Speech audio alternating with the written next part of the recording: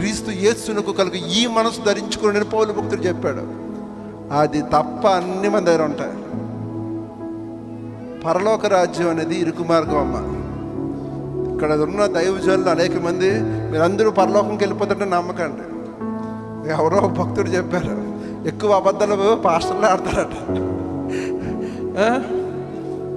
కానీ వాళ్ళకి తెలియదు ఆ విషయం. అది ఇరుకు మార్గం. ఇరుకు మార్గము ప్రవేశింప పోరాటం ఉంది. అందులో ప్రవేశింప పోరాడు కానీ వారి వల్ల కాదంటాడు. వాక్యం మారదు కదా, మనుషులు మారిపోతారు కానీ వాక్యం మారదు.